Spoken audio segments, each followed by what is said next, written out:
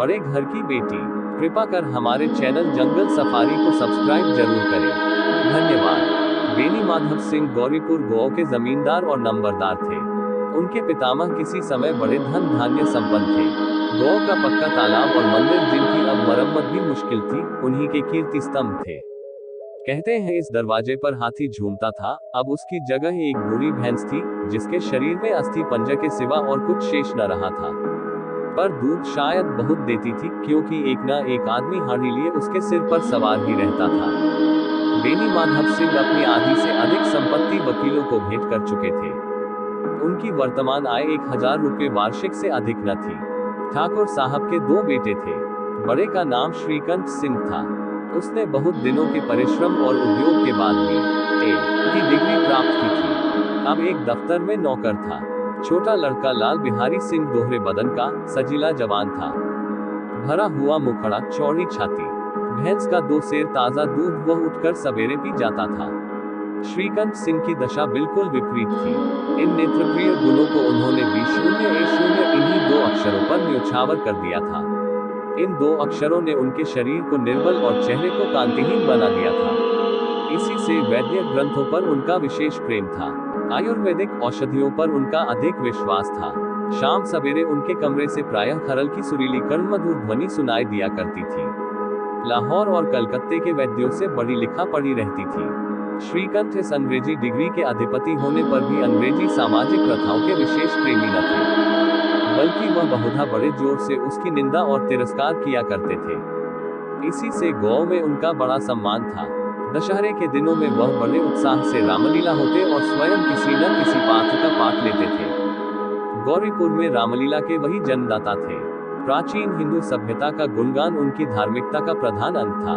सम्मिलित कुटुंब के तो वह एकमात्र उपासक थे।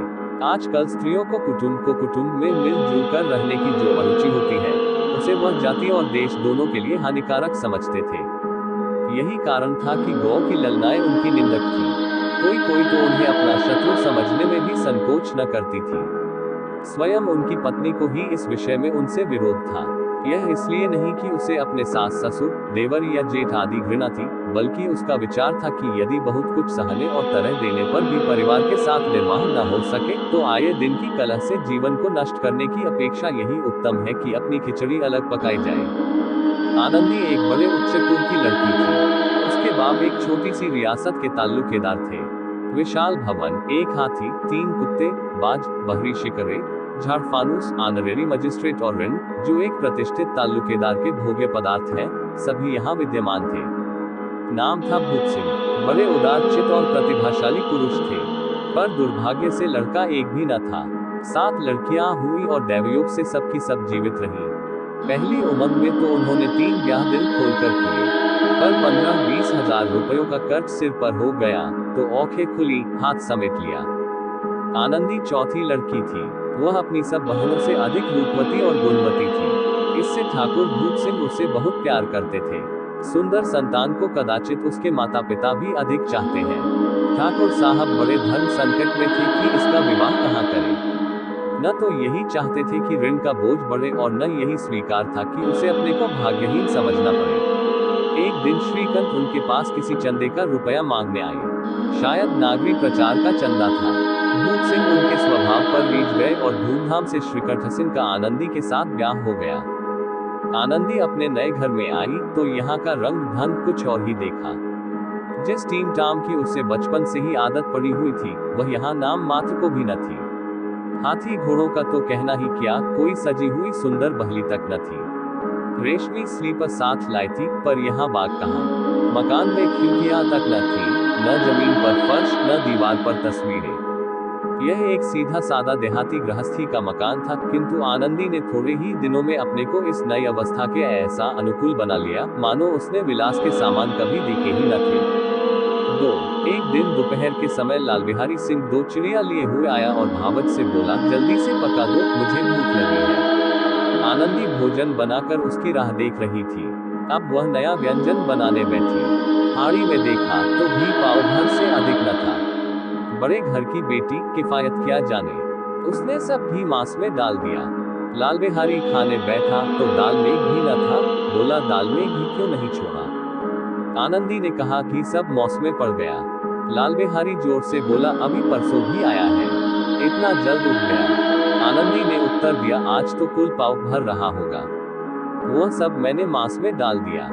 जिस तरह सूखी लकड़ी जल्दी से जल उठती है, उसी तरह क्षुधा से बावला मनुष्य जरा जरा सी बात पर तिन जाता है। लाल बिहारी को भावच की यह धिठाई बहुत बुरी मालूम हुई। तिनक कर बोला, मैके में तो चाहे घी की नदी बहती हो। स्त्री गालियां सह लेती है, मार भी सह लेती है, पर मैके की निंदा उनसे नहीं सही जाती। आनंदी मुंह फेर कर बोली, हाथी मरा भी तो 9 लाख का, वहां इतना घी नित्य नाय कहार खा जाते हैं। लाल बिहारी जल गया, थाली उठाकर पलट दी और बोला, जी चाहता है जीभ पकड़कर खींच लूं। आनंद को भी क्रोध आ गया, मुंह लाल हो गया। बोली, वह होते तो आज इसका मजा चखाते। अब अपन उज्जत ठाकुर से न रहा गया। उसकी स्त्री एक साधारण जमींदार की बेटी थी। जब जी चाहता उस पर हाथ साफ कर लिया करता था। खड़ाऊ उठाकर आनंदी की ओर जोर से फेंकी और बोला, जिसके गुमान पर भूली हुई हो उसे भी देखूंगा और तुम्हें भी। आनंदी ने हाथ से खड़ाऊ रोकी, सिर बच गया, पर अंगुली में बड़ी चोट आई। क्रोध के मारे हवा से हिलते पत्ते की भांति कांपती हुई अपने कमरे में आकर खड़ी हो गई। स्त्री का बल और साहस, मान और मर्यादा पति तक है। उसे अपने पति के ही बल और पुरुषत्व का घमंड होता है। आनंदी खून का घूंट पीकर रह गई। 3 श्रीकांत सिंह शनिवार को घर आया करते थे। बृहस्पति को ये घटना हुई थी। 2 दिन तक आनंदी को भवन में रही, न कुछ खाया न पिया, उनकी बात देखती रही। अंत में शनिवार को वह नियमानुकूल संध्या समय घर आए और बाहर बैठकर कुछ इधर उधर की बातें, कुछ देश काल संबंधी समाचार तथा कुछ नए मुकदमों आदि की चर्चा करने लगे। ये वार्तालाप 10 बजे रात तक होता रहा। गौ के भद्र पुरुषों को इन बातों में ऐसा आनंद मिलता था कि खाने पीने की भी सुधि न रहती थी। श्रीकांत को पिंड छुड़ाना मुश्किल हो जाता था। ये 2-3 घंटे आनंदी ने बड़े कष्ट से काटे। किसी तरह भोजन का समय आया, पंचायत उठी, एकांत हुआ तो लाल बिहारी ने कहा, भैया आप जरा भाभी को समझा दीजिएगा कि मुंह संभाल कर बातचीत किया करे, नहीं तो एक दिन अनर्थ हो जाएगा। बेनी माधव सिंह ने बेटे की ओर साक्षी दी, हाँ बहू बेटियों का ये स्वभाव अच्छा नहीं कि मर्दों के मुंह लगे। लाल बिहारी, वह बड़े घर की बेटी है तो हम भी कोई कुर्मी कहार नहीं है। श्रीकांत ने चिंतित स्वर से पूछा, आखिर बात क्या हुई? लाल बिहारी ने कहा, कुछ भी नहीं, यूं ही आप उलझ पड़ी। मैके के सामने हम लोगों को कुछ समझती ही नहीं। श्रीकांत खा पीकर आनंदी के पास गए। वह भरी बैठी थी। ये हजरत भी कुछ तीखे थे। आनंदी ने पूछा, चित्त तो प्रसन्न है? श्रीकांत बोले, बहुत प्रसन्न है, पर तुमने आजकल घर में यह क्या उपद्रव मचा रखा है? आनंदी की त्योरियों पर बल पड़ गए। झुंझलाहट के मारे बदन में ज्वाला सी दहक उठी। बोली, जिसने तुमसे यह आग लगाई है उसे पांव मुंह झुलस दूं। श्रीकांत, इतनी गर्म क्यों होती हो, बात तो कहो। आनंदी, क्या कहूँ, यह मेरे भाग्य का फेर है। नहीं तो गंवार छोकरा, जिसको चपरासगिरी करने का भी शौक नहीं, मुझे खड़ाऊ से मारकर यूं ना करता।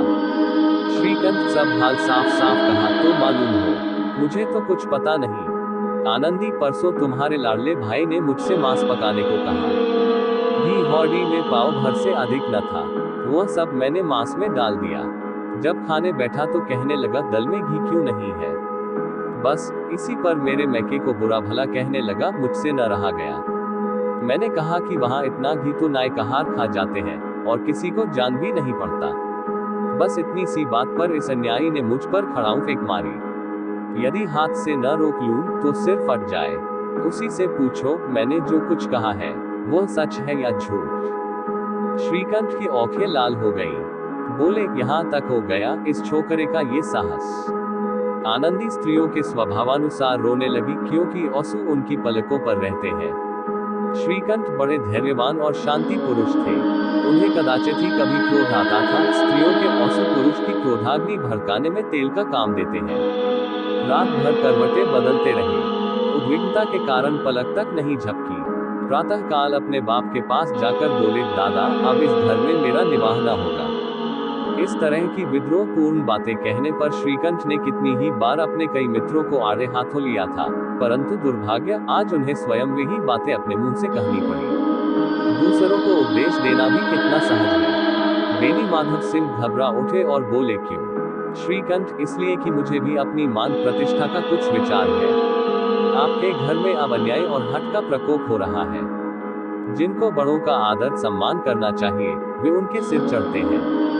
मैं दूसरे का नौकर ठहरा घर पर रहता नहीं। यहाँ मेरे पीछे स्त्रियों पर खड़ाओं और जूतों की बौछारें होती हैं।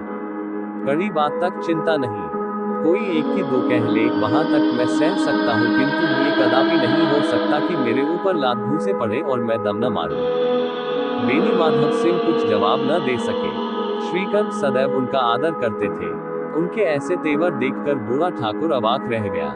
केवल इतना ही बोला, बेटा तुम बुद्धिमान होकर ऐसी बातें करते हो। स्त्रियों इस तरह घर का नाश कर देती हैं। उनको बहुत सिर चढ़ाना अच्छा नहीं। श्रीकंठ, इतना मैं जानता हूँ, आपके आशीर्वाद से ऐसा मूर्ख नहीं हूँ। आप स्वयं जानते हैं कि मेरे ही समझाने बुझाने से इसी गांव में कई घर संभल गए, पर जिस स्त्री की मान प्रतिष्ठा का ईश्वर के दरबार में उत्तरदाता हूँ, उसके प्रति ऐसा घोर अन्याय और पशुवत व्यवहार मुझे असह्य है। आप सच मानिए, मेरे लिए यही कुछ कम नहीं है कि लाल बिहारी को कुछ दंड नहीं होता। अब बेनी माधव सिंह भी गरमाए, ऐसी बातें और न सुन सके। बोले, लाल बिहारी तुम्हारा भाई है, उससे जब कभी भूल चूक हो उसके कान पकड़ो। लेकिन श्रीकंठ, लाल बिहारी को मैं अब अपना भाई नहीं समझता। बेनी माधव सिंह स्त्री के पीछे। श्रीकंठ, जी नहीं, उसकी क्रूरता और अविवेक के कारण। दोनों कुछ देर चुप रहे। ठाकुर साहब लड़के का क्रोध शांत करना चाहते थे, लेकिन यह नहीं स्वीकार करना चाहते थे कि लाल बिहारी ने कोई अनुचित काम किया है। इसी बीच में गांव के और कई सज्जन हुक्के चिलम के बहाने वहां आ गए थे। कई स्त्रियों ने जब ये सुना कि श्रीकंठ पत्नी के पीछे पिता से लड़ने की तैयार है, तो उन्हें बड़ा हर्ष हुआ। दोनों पक्षों की मधुर वाणियां सुनने के लिए उनकी आत्माएं तिलमिलाने लगी। गांव में कुछ ऐसे कुटिल मनुष्य भी थे जो स्कूल की नीतिपूर्ण गति पर मन ही मन जलते थे। वे कहा करते थे, श्रीकंठ अपने बाप से दबता है, इसीलिए वह दब्बू है। उसने विद्या पढ़ी, इसलिए वह किताबों का कीड़ा है। बेनी माधव सिंह उसकी सलाह के बिना कोई काम नहीं करते, यह उनकी मूर्खता है। इन महानुभावों की शुभकामनाएं आज पूरी होती दिखाई दी। कोई हुक्का पीने के बहाने और कोई लगान की रसीद दिखाने आकर बैठ गया। बेनी माधव सिंह पुराने आदमी थे, इन भावों को टाल गए। उन्होंने निश्चय किया, चाहे कुछ ही क्यों न हो, इन द्रोहियों को ताली बजाने का अवसर न दूंगा। तुरंत कोमल शब्दों में बोले, बेटा मैं तुमसे बाहर नहीं हूँ, तुम्हारा जो जी चाहे करो। अब तो लड़के से अपराध हो गया। इलाहाबाद का अनुभव रहित झल्लाया हुआ ग्रेजुएट इस बात को न समझ सका। उसे डिबेटिंग क्लब में अपनी बात पर अड़ने की आदत थी, इन हथकंडों की उसे क्या खबर। बाप ने जिस मतलब से बात पलटी थी, वह उसकी समझ में न आया। बोला, लाल बिहारी के साथ अब इस घर में नहीं रह सकता। बेनी माधव, बेटा बुद्धिमान लोग मूर्खों की बात पर ध्यान नहीं देते। वह बेसमझ लड़का है, उससे जो कुछ भूल हुई उसे तुम बड़े होकर क्षमा करो। श्रीकंठ, उसकी इस दुष्टता को मैं कदापि नहीं सह सकता। या तो वही घर में रहेगा या मैं ही। आपको यदि वह अधिक प्यारा है तो मुझे विदा कीजिए, मैं अपना भार आप संभाल लूंगा। यदि मुझे रखना चाहते हैं तो उससे कहिए, जहां चाहे चला जाए। बस यह मेरा अंतिम निश्चय है। लाल बिहारी सिंह दरवाजे की चौखट पर चुपचाप खड़ा बड़े भाई की बातें सुन रहा था। वह उनका बहुत आदर करता था। उसे कभी इतना साहस न हुआ था कि श्रीकंठ के सामने चारपाई पर बैठ जाए, हुक्का पी ले या पान खा ले। बाप का भी वह इतना मान न करता था। श्रीकंठ का भी उस पर हार्दिक स्नेह था। अपने होश में उन्होंने कभी उसे घूरता तक न था। जब वह इलाहाबाद से आते तो उसके लिए कोई न कोई वस्तु अवश्य लाते। मुगदर की जोड़ी उन्होंने ही बनवा दी थी।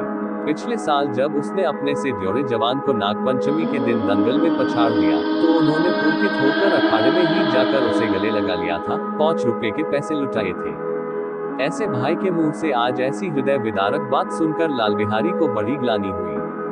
वह फूट फूट कर रोने लगा। इसमें संदेह नहीं कि अपने किए पर पछता रहा था। भाई के आने से एक दिन पहले से उसकी छाती धड़कती थी कि देखो भैया क्या कहते हैं। मैं उनके सम्मुख कैसे जाऊंगा, उनसे कैसे बोलूंगा, मेरी औंखें उनके सामने कैसे उठेगी। उसने समझा था कि भैया मुझे बुलाकर समझा देंगे। इस आशा के विपरीत आज उसने उन्हें निर्दयता की मूर्ति बने हुए पाया। वह मूर्ख था, परंतु उसका मन कहता था कि भैया मेरे साथ अन्याय कर रहे हैं। यदि श्रीकंठ उसे अकेले में बुलाकर 2-4 बातें कह देते, इतना ही नहीं 2-4 तमाचे भी लगा देते तो कदाचित उसे इतना दुख न होता, पर भाई का ये कहना कि अब मैं इसकी सूरत नहीं देखना चाहता, लाल बिहारी से सहा न गया। वह रोता हुआ घर आया। कोठारी में जाकर कपड़े पहने, औंखें पोंछी, जिसने कोई यह न समझे कि रोता था। तब आनंदी के द्वार पर आकर बोला, भाभी, भैया ने निश्चय किया है कि वह मेरे साथ इस घर में न रहेंगे। अब वह मेरा मुंह नहीं देखना चाहते, इसलिए अब मैं जाता हूँ। उन्हें फिर मुंह ना दिखाऊंगा। मुझसे जो कुछ अपराध हुआ उसे क्षमा करना। ये कहते कहते लाल बिहारी का गला भर आया। 4 जिस समय लाल बिहारी सिंह सिर झुकाए आनंदी के द्वार पर खड़ा था, उसी समय श्रीकंठ सिंह भी औंखें लाल किए बाहर से आए। भाई को खड़ा देखा तो घृणा से औंखें फेर ली और कतरा कर निकल गए, मानो उसकी परछाई से दूर भागते हो। आनंदी ने लाल बिहारी की शिकायत तो की थी, लेकिन अब मन में पछता रही थी। वह स्वभाव से ही दयावती थी। उसे इसका तनिक भी ध्यान न था कि बात इतनी बढ़ जाएगी। वह मन में अपने पति पर झुंझला रही थी कि यह इतने गर्म क्यों होते हैं। उस पर यह भय भी लगा हुआ था कि कहीं मुझसे इलाहाबाद चलने को कहें तो कैसे क्या करूंगी। इस बीच में जब उसने लाल बिहारी को दरवाजे पर खड़े ये कहते सुना कि अब मैं जाता हूँ, मुझसे जो कुछ अपराध हुआ क्षमा करना, तो उसका रहा सहा क्रोध भी पानी हो गया। वह रोने लगी। मन का मैल धोने के लिए नयन जल से उपयुक्त और कोई वस्तु नहीं है। श्रीकंठ को देखकर आनंदी ने कहा, लाला बाहर खड़े बहुत रो रहे हैं। श्रीकंठ, तो मैं क्या करूं? आनंदी, भीतर बुला लो। मेरी जीभ में आग लगे। मैंने कहां से यह झगड़ा उठाया? श्रीकंठ, मैं न बुलाऊंगा। आनंदी, पछताओगे। उन्हें बहुत ग्लानि हो गई है, ऐसा न हो कहीं चल दे। श्रीकंठ न उठे। इतने में लाल बिहारी ने फिर कहा, भाभी, भैया से मेरा प्रणाम कह दो। वह मेरा मुंह नहीं देखना चाहते, इसलिए मैं भी अपना मुंह उन्हें न दिखाऊंगा। लाल बिहारी इतना कहकर लौट पड़ा और शीघ्रता से दरवाजे की ओर बढ़ा। अंत में आनंदी कमरे से निकली और उसका हाथ पकड़ लिया। लाल बिहारी ने पीछे फिर कर देखा और आंखों में आंसू भरे बोला, मुझे जाने दो। आनंदी, कहाँ जाते हो? लाल बिहारी, जहां कोई मेरा मुंह ना देखे। आनंदी, मैं न जाने दूंगी। लाल बिहारी, मैं तुम लोगों के साथ रहने योग्य नहीं हूं। आनंदी, तुम्हें मेरी सौगंध, अब एक पग भी आगे न बढ़ाना। लाल बिहारी, जब तक मुझे यह न मालूम हो जाए कि भैया का मन मेरी तरफ से साफ हो गया, तब तक मैं इस घर में कदापि न रहूंगा। आनंदी, मैं ईश्वर को साक्षी देकर कहती हूं कि तुम्हारी ओर से मेरे मन में तनिक भी मैल नहीं है। अब श्रीकंठ का हृदय भी पिघला। उन्होंने बाहर आकर लाल बिहारी को गले लगा लिया। दोनों भाई खूब फूट फूट कर रोए। लाल बिहारी ने सिसकते हुए कहा, भैया, अब कभी मत कहना कि तुम्हारा मुंह न देखूंगा। इसके सिवा आप जो दंड देंगे मैं सहर्ष स्वीकार करूंगा। श्रीकंठ ने कांपते हुए स्वर में कहा, लल्लू, इन बातों को बिल्कुल भूल जाओ। ईश्वर चाहेगा तो फिर ऐसा अवसर न आवेगा।